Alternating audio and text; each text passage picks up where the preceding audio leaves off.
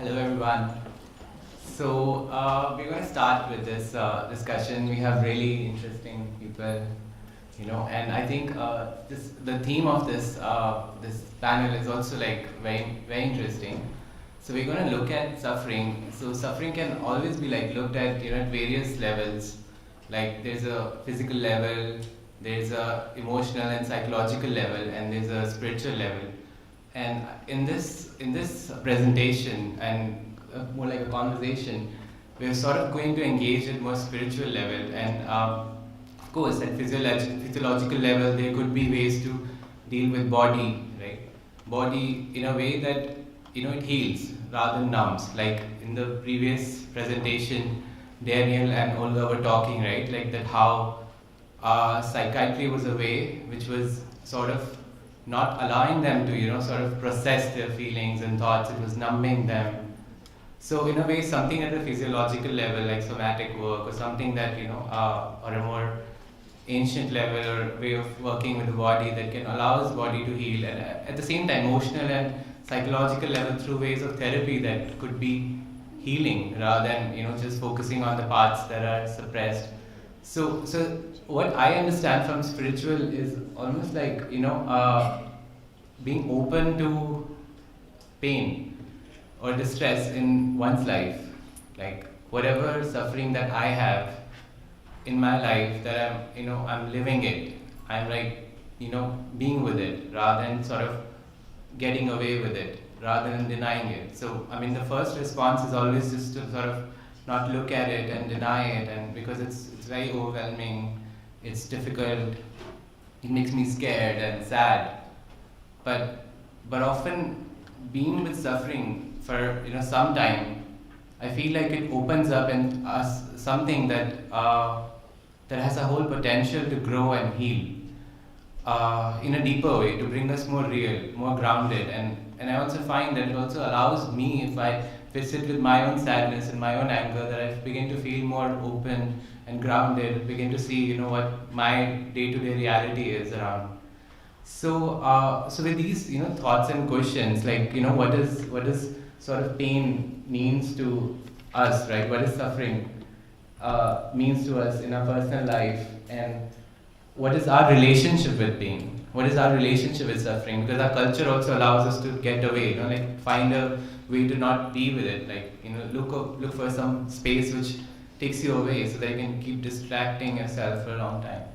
So what is our relationship? What is our relationship with suffering, pain, and then how this suffering has sort of changed us? So we'd like Rajiv ji, Basit to begin. So,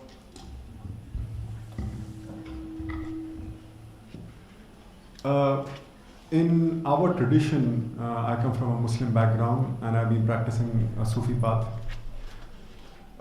We believe that there's nothing as an accident, that everything is there for a greater purpose.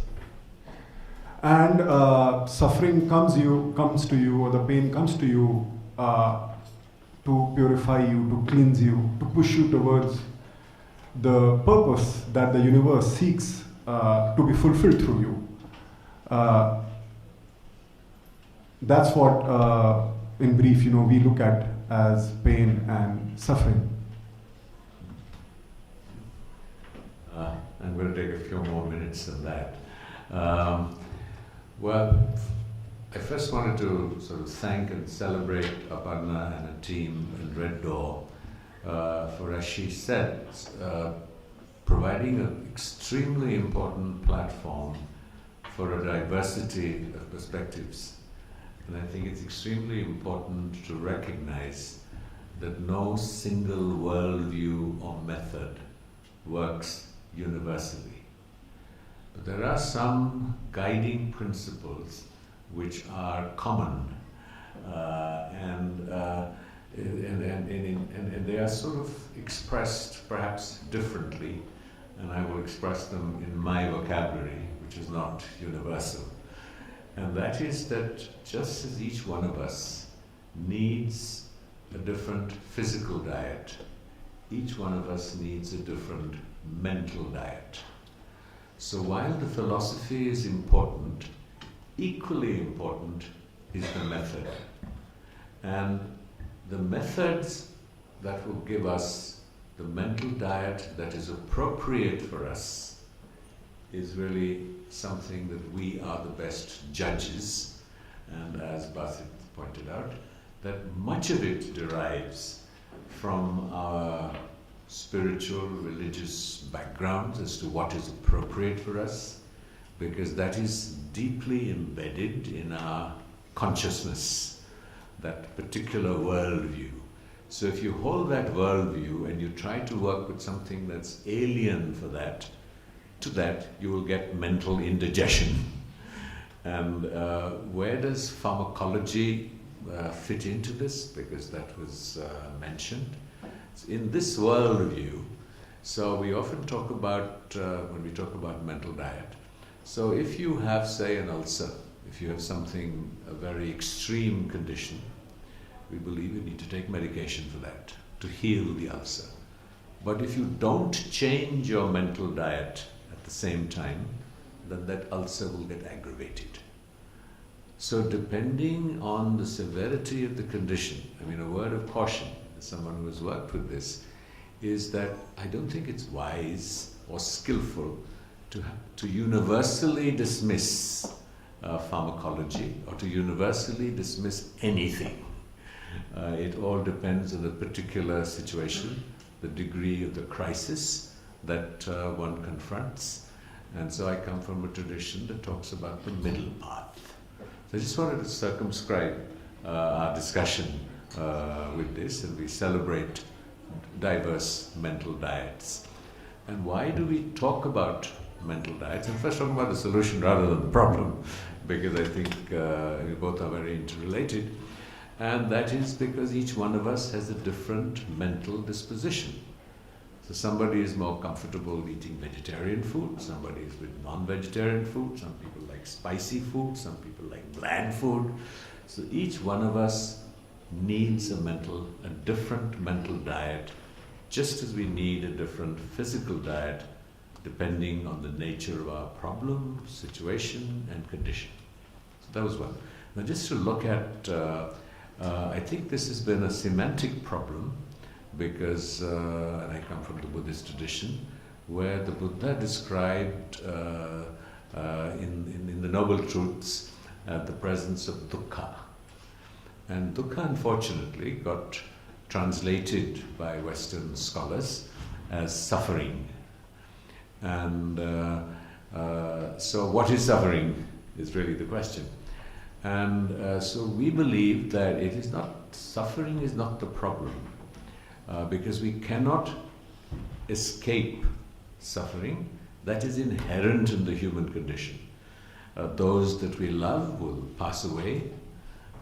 Sometimes those we love will separate from us. There will be times when we will not have jobs, or not have enough money. And so dissatisfaction, or is a closer word, to suffering. And what we can deal with is the suffering of suffering. So when we say suffering is inevitable, we mean that in a much more nuanced and complex way. So it doesn't mean that you have to suffer, and it equally doesn't mean that you can stop suffering. So if you're a sensitive human being and you see someone suffer, how can you not suffer? So to believe that somehow we can exclude suffering from our lives and by doing X, Y, and Z, from our perspective, is not possible. And as Basit said, from his tradition, that all these elements are given to you in that tradition. We have a notion of karma, but the principle is the same, so that we can learn and evolve from them. So it is how we handle the suffering, not necessarily the elimination of suffering, is, I think, a fairly universal spiritual perspective. And each one of them approaches how we deal, how we cope, how we evolve uh, from the experience of suffering and tame and dilute or even sometimes eliminate the suffering of suffering. So it's extremely important to understand from our principles that we are not talking about the elimination of suffering. As suffering is not the word. Let me just say dissatisfaction. I was wondering, would you like to respond to what he said? No, it perfectly makes sense, if with what Rajiv ji was saying. I was just thinking when you mentioned Buddhism, I was just thinking about Siddhartha, that, if he did not come across suffering, his journey would not have started in the direction of being a Buddha. So yeah, it's really about what you make out of that suffering and not just continue to suffer in it. It makes sense, yeah. Yeah, so yeah, I was just wondering about that. Speak loudly. Yeah.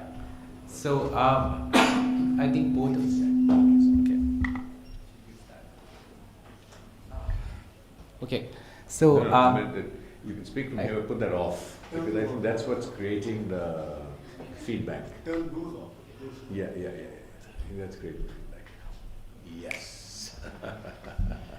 No suffering.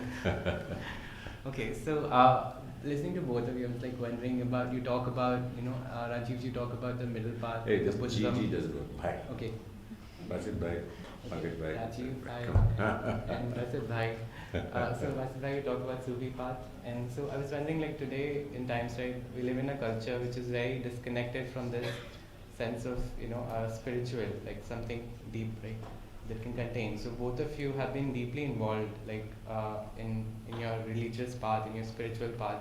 Like you've been in Sufi, and and exploring that text, and teaching others through the wisdom, through what is really written in Quran, right? Where is essential knowledge about it, not what we hear in mainstream, that is just about violence or hitting or just revenge, but you're teaching about compassion through it. So and same with Rajiv bhai, right? That how it's more like that through, you've been like years with Dalai Lama, right? And you've learned so much, and you've also like sort of grown with, in terms of how taught compassion.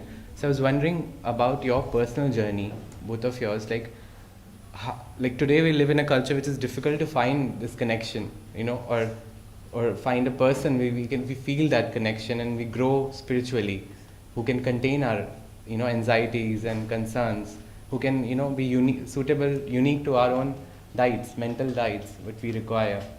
So I was wondering if you both can share about your personal journeys with, what was the painful things that took you in this direction, and what was, or not so painful.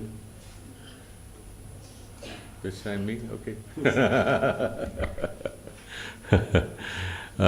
Well, sometimes the personal journey is too personal, but let's just say that I was at a difficult, challenging time in my life after I came back from university in England, and I felt a deep assertion of my Indian roots, and I use Indian in the larger sense, not Hindu necessarily, and so I connected with the Dargah in Ajmer, and there's a wonderful Kadim there, not a Kadim, he's sort of the what do they call, the Gaddi Shaheen kehte hain na? So Sayyid Salman Chishti, who's a very fine young man, and I'd met his father, and a deeply secular space where people of all faiths and traditions go.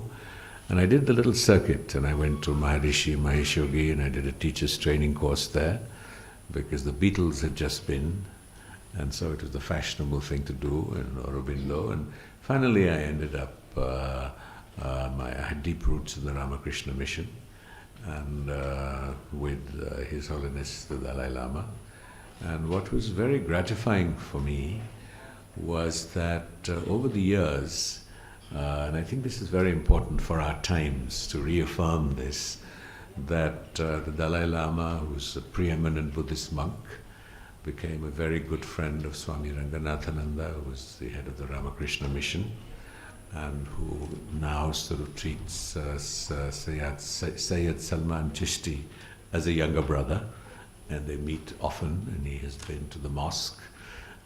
He's been to the dargah, he goes and prays in a mosque, in a church, and whoever will allow him to enter and welcome, and which is universal, sadly, except for many Hindu shrines and spaces, and I am a Hindu Buddhist in that sense.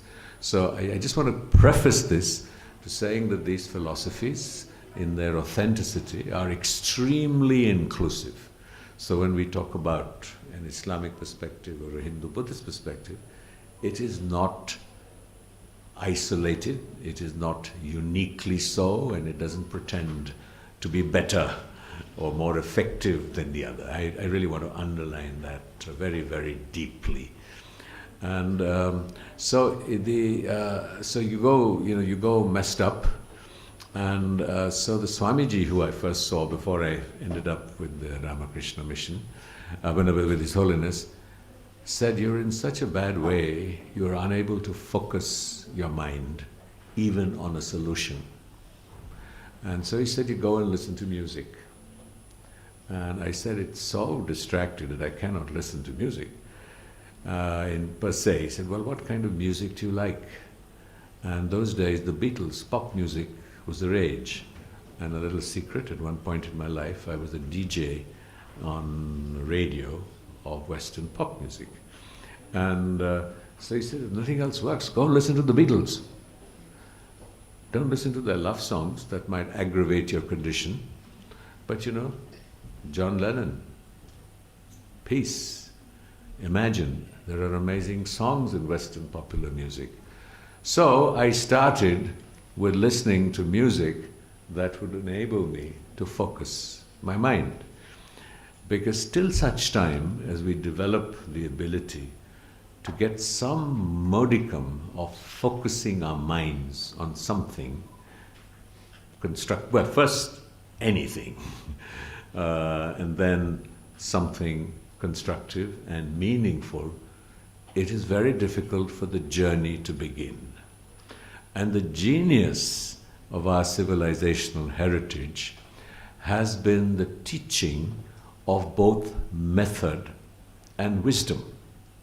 So, Basit Bhai, in the Sufi tradition, is really focusing more on the method aspect of the philosophy of Islam, though even in Islam there are methods, right from the way you bathe to the way you do your namaz.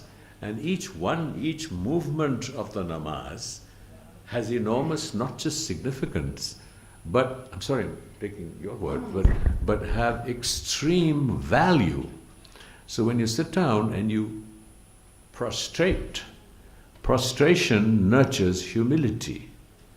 And I have to sort of disagree a little bit on the aspect of the physical, because embodied in our heritage is the enormous value for some people on the physical. And why the physical? And for example, if you look at yoga, and I went to the yoga teacher B.K. Iyengar, whenever I'm talking too much, just tell me, because I tend to get carried away. But please do. Aapko main hak deta hoon. So I went to the yoga teacher B.K. Iyengar, a very famous teacher who's now no more. And I learned from him, just an anecdote, that when he was 95, 96 years old, and when he was dying, a few months before that, I went to see him, and he was in this very complex yoga posture. And I said, "Guruji, ab aap ye kya kar rahe hain? You've done it all." He said, "No, there are still parts of my body that my consciousness has not reached." So the body is the repository and the expression of our deepest emotions and our consciousness. And we have misunderstood yoga as being purely a quick health fix. And to give you the simplest of examples, that if when you're feeling low or depressed, your whole posture will change. And when you're feeling empowered and energetic, it'll be another form. So what physical posture, what yoga is trying to do at its highest levels, is that through the practice of posture, to be able to impact your mind. So there is a psychosomatic connect between mind and body. So I'm not just isolating and rejecting biochemical interjection. Like I said, in some conditions it may be useful and necessary. I'm not embracing it blindly. So similarly, my learning was that I had to start with focusing the mind and with the body as a repository of emotion and suffering and trauma, to be able to begin the spiritual journey or the spiritual quest. And that too, in Buddhist terms, the emphasis is on the individual, it's on karma. And what is karma? It's not esoteric at all. If we just look at it in the unfolding present, every thought and every intention, and Aparna pointed to that, creates an impression in our consciousness. So what we're really trying to do is, the Western psychology is urging you to bring that up to surface and release it somehow. We believe that sometimes when you bring it up to surface, it may trigger dimensions of your memories that you're not able to handle or cope with or resolve at that time. So we look at the principle of what we call antidotes. And there's been a lot of talking about compassion. And compassion is universal to all religious traditions. And why compassion? So my training, and I'm not a particularly compassionate human being, I still get angry, I still get upset, and I still am depressed, and I'm still low, and is that ultimately, whether it is in a religion like Islam, which believes in a creator God, that you surrender yourself to the divine. So the principle is, how do you soften this obsession with the self that suffers? So rather like in the previous speaker, who wanted to take charge and do what needed to be done through a conscious act of will. I'm not dismissing that. It worked for him, so it did, and it may work for you. But our approach is, how can we soften the sense of the self and the I that suffers? And so with the Dalai Lama, a considerable amount of work has been done in this area. How do you soften the self? And you soften the self by the practice of compassion. And so I found a difference in the personalities of the first speaker, who immediately turned outer-directed and said, look, how can I cope with my schizophrenia? By helping other people. And the minute I start thinking of other people, the sense of the self softens. So the guiding principle is, what are the different techniques we can use and find? It can be surrendering to the divine. It could be embracing someone else's suffering. How can you be a human being? जैसे कहते हैं ना कि अगर इंसानियत है, अगर आजकल इंसानियत से इंसानियत निकल गई है. What do we mean? Is that basic humanness of compassion. How can we not suffer or feel pain when someone else feels pain? So we're not human. So it cannot be our aspiration to eliminate pain. It can be that how can we soften, so rather than going at the object or the situation that is creating pain. So one of the great lessons, and then I will stop here, I've spoken too long already, is that when I went up to Dharamsala, And you know, the Tibetans have experienced genocide far worse than what the Ukrainians are going through at this time, in the early 1980s. The prayer mats there said, pray for the Chinese. And every morning's prayer started with, may the veils of ignorance lift from the Chinese. So the capacity to experience compassion even for the person who is causing you pain as a methodology, and he will tell you that the Sufi tradition has many resonances of it. The very notion of an absolute enemy or someone who is a soul embodied, how do I put it, oppressor of yours is different. Sorry, I spoke too long. Thank you, Rajiv. You have actually set the ground for what I wanted to share about softening of the self, and this about having compassion even for your enemy or those who hate you. So in my schooling life, I was forced to choose a subject which I didn't like, commerce, accounts, and it was very boring. I was very artistic. I wanted to study arts and play football, but not study accounts. And that really, brought a phase in my life where I was really, really depressed, even contemplated, suicide. I just couldn't, wrap my head around accounts, commerce, business studies. And I really went into a very, very severe depression at that time. Skipped even my pre-boards. So soon after my school, I somehow cleared boards. Soon after my school, my interest in religion grew and spirituality grew. And I came across some stories of people who really went through a lot of suffering. And stories where people, their families were taken away, they were attacked, they were betrayed, they were murdered. And yet, in one particular story, a person was murdered by his own brother, and he died with still, with forgiveness and love for his murderer in his heart. And that what, made me really, really curious that what is this spirituality? How can, I would not like to, I cannot enjoy forgiveness. I cannot enjoy, I would hate to forgive somebody who wrongs me. So that's where my journey into spirituality began. That why did these people behave in this way? Why were they continuously behaving with love, compassion? So that brought me into understanding that that they had love in them, and undying love, unconditional love, even for somebody who hates them. And that was what was keeping them centered throughout their journey. And I started to emulate them, copy them, listen to the wisdom that they had to give.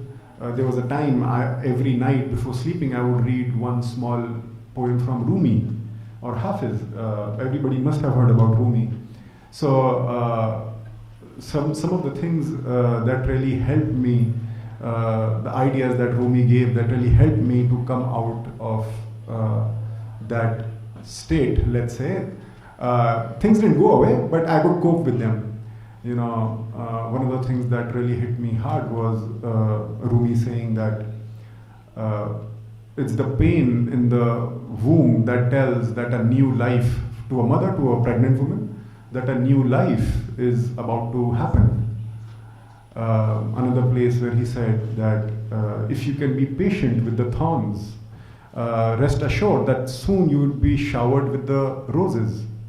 So, just getting this dose of things, telling you, be patient, be patient. At one place he says, it's the trees that remain patient throughout the winter, that they are, given the coat of, the colorful coat of the spring flowers.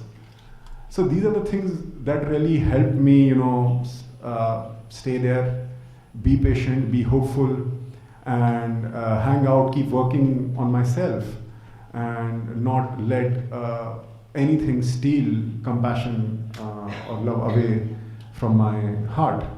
I think these things, continuously forgiving whatever wrong was happening, whatever somebody who was wronging me, I was going through suffering because of someone, continuously forgiving them, accepting the situation, like Rajiv ji sir said that it's about surrendering, submission, accepting no matter what happens to you. I'll share one incident in my life. Just 1.5 years back, 2 years back, I fell from the footpath and fractured my ankle, right ankle. And the moment that happened, I could have started to, I felt very, sad in that moment. But the moment, I thought that, in our tradition, it comes not even a leaf falls without the will of God. So I was like, how could I fall if a leaf can't fall? And if it's by His will, then I accept. And the moment you accept and submit, that pain, that of course the physical pain was there, but that mental agony, with that acceptance was gone. So this is how, the spiritual tradition helped me out in my journey. I just want to add that there are 3 things that unite Basit and me, apart from many others, just from his talk. That the career counselor in my family also wanted me to be a chartered accountant. That was one. Chartered accountant. The second one was that I never got a first division in my life. And the third was that I dislocated my ankle and spent 6 months in bed. So something deeper can make sense. I think it's very important that we don't send out the assumption that now is about spiritual traditions, the phrase, but is that nobody is making a case for pure passivity. I think what we are making the case for is, and again, Aparna had flagged this, his intention is so there are situations where we have to intervene, and so our intention needs to be compassion. So, for example, there is no absolute reason, for example, in the absence of violence, or even not telling a lie. So, for example, if there is a bunch of hooligans who roam our streets these days, and I have with me someone from another community that people are being hostile to, and I say to that person, no, there's nobody here. So I've told a lie, but my intention is not, how do I put it, it's not negative, it's larger than myself. And in fact, it was this principle that guided Gandhiji in his whole effort at non-violence, that to resist the enemy, but to do it with respect and affection for the enemy, with this principle that I mentioned. May the veils of ignorance rise from them. They're being who they are because they're ignorant. So I must both educate them, and it doesn't mean that I'm a pushover. And that means, when I'm attacked, I just don't say, I love you, come and beat me up. Now, I think it's very important to draw this distinction between nurturing compassion, nurturing respect for the other, but the intention. So, an example very often is that there are 2 kinds of mothers. Mothers who will smack a child. I'm against all violence personally, but may smack a child with great love as a form of restraint. And another mother who smacks the child because she's angry. She can't handle the situation. So both have manifest violence, but with different motivations. So seminal to this idea is that the principle of its value is the intention and the motivation with which one acts. And incidentally, when in the theory of karma, or I believe when the divine is passing judgment on us, or when Christ is reborn and we are all resurrected, I think he will be looking at our intentions, not our actions per se. And even it is the intention behind our actions, if you believe in karma, that leave the imprint. It is not the action as is apparent blindly. It is the motivation. And that's why when we talk about compassion and about this wonderful lady who spoke first, I mean, I was very drawn to her. Incidentally, before I forget, anybody who's sort of struggled with schizophrenia, and I have lots of friends who have, you have to see Aparna's film, and you have to see an amazing film called My Beautiful Mind. It is a Nobel laureate, the story of a Nobel laureate. How he accepted, didn't fight, he embraced, and that didn't, there is a difference between fighting something and embracing something and dealing with it. So we're not talking about embracing it and passively saying, "Abhi hame ho gaya, hum baith gaye." But usse agar hum ladai karenge, so whatever you fight against, and I'm very uncomfortable with this current notion that you fight, you heal mental illness. If you fight mental illness, you reinforce it. And I think that's what the scriptures are saying when they're talking about compassion. And if we cannot first be compassionate with ourselves, how can we be compassionate with other people? Sorry, too much. How does one become compassionate to oneself so that one can extend? Well, you know that, as I briefly mentioned when I spoke first, that our civilizational heritage, and that includes Sufism. You go to the Dargah in Ajmer and you will see this. It's an amazing experience, but I don't want to be distracted by that. Is that you nurture compassion through both wisdom and compassion and method. What is the wisdom? The wisdom is that we live in an interdependent world. So whether it is the environment, whether it is chaos and quantum theory that will tell us that when a butterfly flaps its wings in the rainforests of the Amazon, it can set off a typhoon in Bangladesh. So we are living in an interdependent world. We cannot be happy, or again, happiness is a dubious word, made popular by the American Constitution. Let's say have equanimity, because happiness is very dangerous. Because in a sense, the minute you're conscious you're happy, you're not happy anymore, etc., etc. There's a whole sort of unfolding spindle there. So we live in an interdependent world. So our happiness, our very survival, depends on the other. So when we, through whatever practice we have, meditation or reading, if we embed that in our consciousness, that I am dependent on everybody else. So if you just think of this event that we're happening, I'm speaking into a microphone that you can hear me. Now someone has manufactured this microphone. Someone has manufactured the elements of this microphone. Aparna has helped set up this event. She has so many people working for her. The Habitat Center helped us get indoors from the rain outside.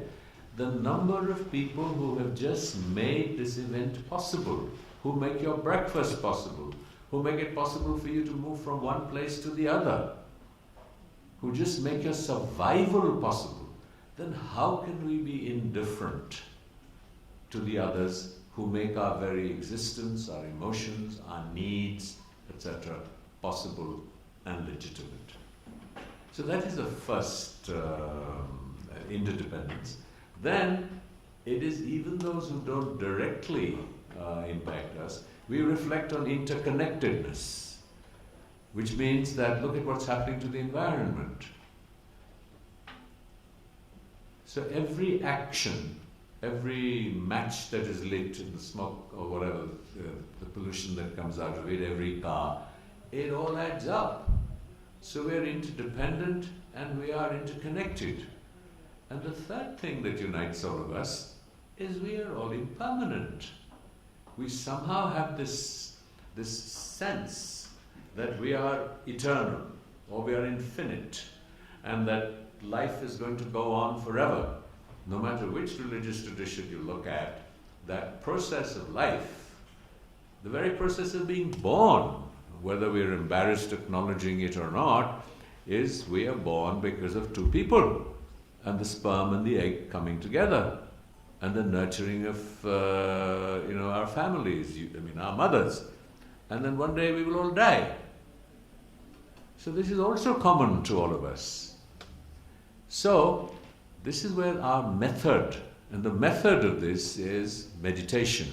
And meditation is not something, sort of very spiritual or hunky-dory. I mean, meditation can be, and is, depending on how it's practiced, can be deeply secular. So if I ask you to concentrate on your breathing and just relax, and then think repeatedly of interdependence, of impermanence, of interconnectedness, this is completely secular. It doesn't bring religion into it at all. Now what we're doing when we keep repeating those thoughts to ourselves is that we deeply embed that in our consciousness, so that in time, there's no instant solution, our deepest reflexive responses are changed. Because the challenge that happens very often in the modern contemporary methodologies of education is that we listen to something, we are very impressed, we are moved, we are touched, but we're not transformed. It is only when our deepest reflexive responses are impacted then the transformation can take place. And that's one of the problems with therapy too. That if a therapist in the old Freudian tradition, brings to surface some aspect of it, and you can't deal with it, it's worse than your present reality. It can shake you up. Now there are some people who can handle it and others who can't. So please, I'm not making a general universal recommendation. I'm only suggesting, from my experience, what I have practiced and worked for me and what our tradition. And I certainly have to say that I've even seen, when I go and I sometimes sit in silence with the chilla of Nizamuddin Aulia, which is on the side of next to behind the Humayun tomb, next to the Gurudwara. And that is such a wonderful, quiet place, far more peaceful than the hustle and bustle of the Dargah. And I actually see people, the Sufis, it's just like I might do Om, Om, Om. They do Allah, Allah, Allah. I mean, there are practices which are resonating. I mean, there's so much to learn from, certainly, in terms of the practice, from Basit's tradition. So it's very important to not just listen to philosophy. I mean, we know that you should be detached from the fruits of the action. You read the Gita and you read this philosophy and you're very impressed and you're very moved, and then you go out and you forget about it. So I would just urge that whatever the state of our minds, unless we engage in some form of method, and it doesn't have to come from formal religious traditions, freedom from the suffering of suffering. Please note, I'm not talking about freedom from suffering. I think that is a Western psychological ploy. We can never be free from suffering. We can only be free from the suffering of suffering. And if we give up that aspiration, that somehow we are going to live in eternal bliss, happiness and joy, we will begin to be free from the suffering of suffering. I like to summarize what Rajiv Ji really said. So, how does somebody become a chartered accountant? They keep, since this word has cropped up quite a few times, the person keeps reading accounts and accounts and accounts, becomes a chartered accountant. Somebody, how does somebody become a filmmaker? Keep studying film and cinematography and filmmaking and becomes a filmmaker. So how do you become somebody who loves, somebody who's, compassionate? You keep reading about it, you keep studying it. Rumi, in one of his poems, he says, I kept on reading love stories till I myself became a love story. Another place, Hafiz, another Sufi poet, he said, everything that falls into salt mine becomes salt. And if you fall in the sugar syrup, you become sugar. So if you, like Rajivji said, it's about internalizing it. He talked about meditation, and in meditation there's also chanting. So, it's constantly reminding yourself, you read more about compassion, you read and study and research and think more about compassion, and you will become a compassionate and a softer person inside. I was wondering, what if, we're practicing inwardly, and then, what if there's some things we begin to see in ourselves which we don't like, which we're not comfortable with, which are painful, like, as you talk about in Western culture, like, trying to link up Western and Eastern, right? Like when you talk, Rajiv, you talk about the Western and the perspectives, right? That how it can open up things which may not be able to contain. And so I was wondering, like in Eastern culture, they talk about this Kundalini yoga, right? When Kundalini can shot up very quickly if one goes into meditation practice, and that could be very dangerous too. So there's some parallels, and I was trying to link both of them, and I was wondering, in both the tradition, if some things are opening up, which we don't like, how do we extend compassion to that? Like how maybe something painful and something violent within us is coming up.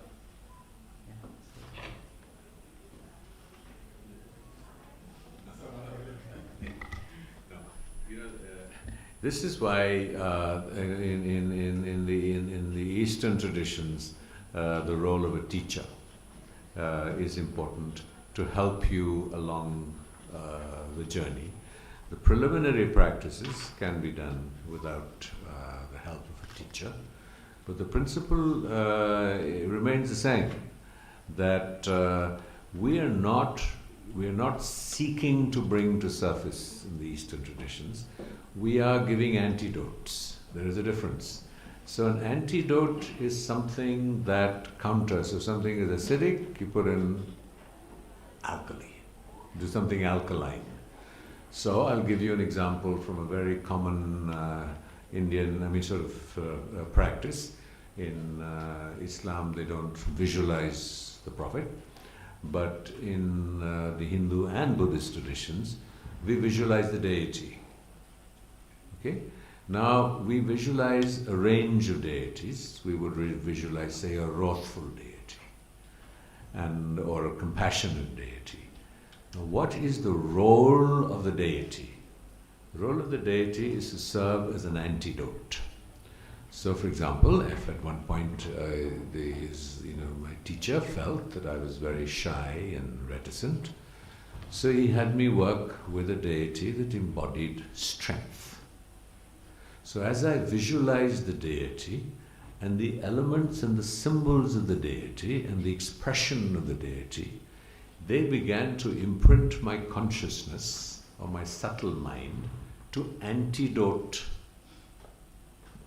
my sort of, I wouldn't want to call it a lack, but a rebalancing. We just know this is real science. In the sense that we know, for example, that different colors have different impacts. When we go and see a sunset, we have a particular emotional response to it. When we see a particular form, we have a particular response to it. And as Basit was saying, I'm talking about meditation.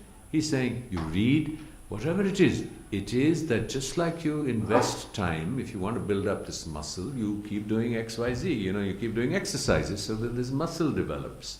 So if you want to retrain your mind, you have to go into this repetition of whether it is through reading, a repetition of an idea that antidotes what is coming up for you, or you look at a form, or you use a sound, and with practice and experience, a great teacher might do it.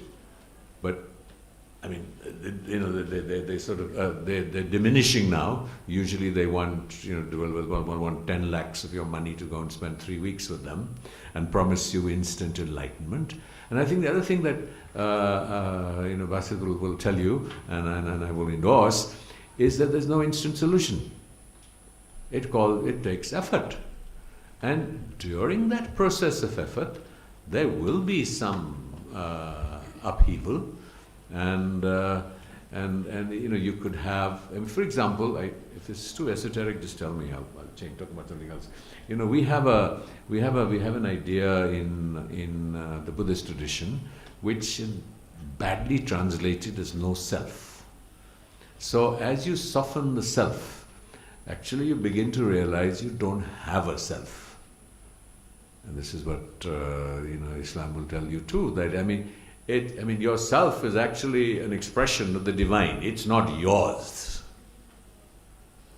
So similarly, in our sense, in our case, we say the self exists on causes and conditions, and we'll leave that for another day. It's not something solid. It's a designation. So when I first started this practice, I began to experience great terror and fear as to if there is no self, there is no I. My goodness, I just felt completely uncentered. So that has to happen simultaneously with compassion. The outer directedness, rather than the purely, the I has been completely surrendered and now that's my function. In Islam it would tell you that you function as an expression of divine will. So different philosophical traditions and spiritual traditions will offer solutions and insights to situations such as these.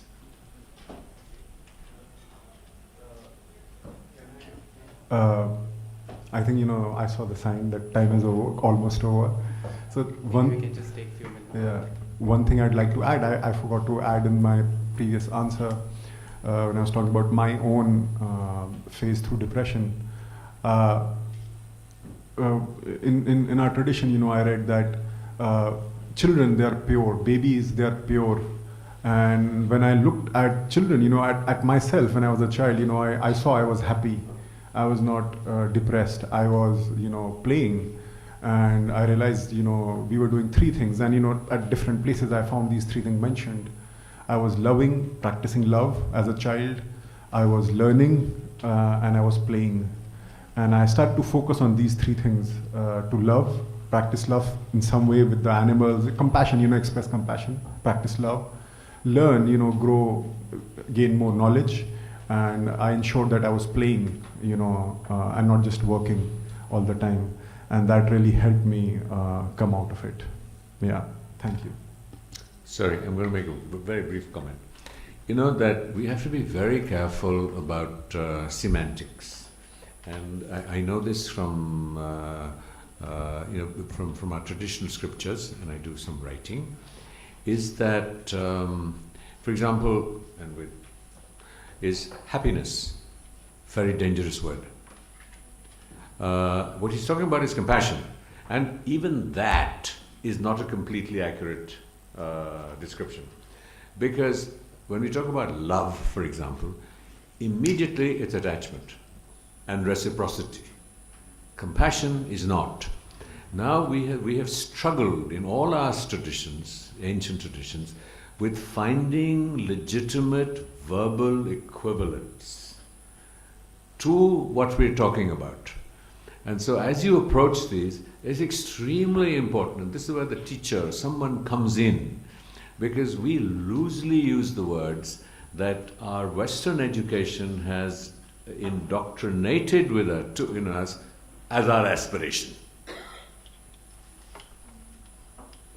So, I just wanted to, that word to be, and so the new word is mindfulness. That's another story for another day. But we have to be extremely mindful, not mindfulness as a practice per se, of the vocabulary we use. And there's a whole linguistic training, there are whole practices which sensitize you to the vocabulary we use. But in particular, when you're looking at traditional faiths, you have to be very, very cautious, because you can go completely barking up the wrong tree. Yeah. So, thank you so much, Rajiv and Basit, for this, very interesting conversation. It's like, so just winding up now, almost we're finished with time for this panel discussion. So, almost like the kind of things we heard, right? For me, it felt like if I was around, growing up in like my teen, I feel like there was a huge absence of hearing things about in our culture, talking about such values or wisdom. It's so difficult to find people who are like, who are elders, older, or or even same age, or even who are just more aware, more self-aware, more wise, and sort of communicating things that sort of could speak through us.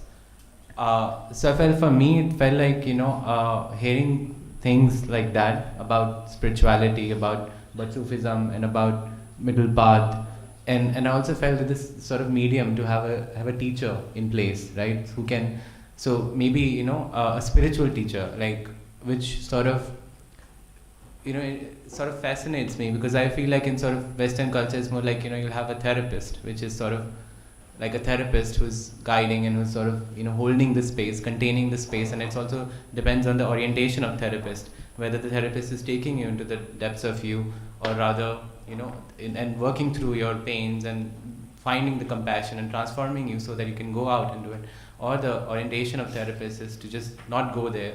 So therapy is very much like that spiritual teacher, but just to collaborate with Eastern and Western culture, so that you have more wholesome space, because we live in a very times which is sort of all sort of mixed, right?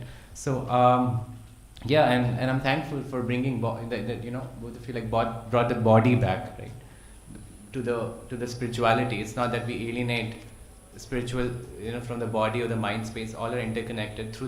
It's through body, working through body, we can reach to the more psychic realms, where we can feel interconnected psychosocially as well. So I think with that note, I just would want to, like, with these my thoughts, like to finish this panel discussion, move on to next event, whatever it is. So thank you, Basit, and thank you, Rajiv, for this.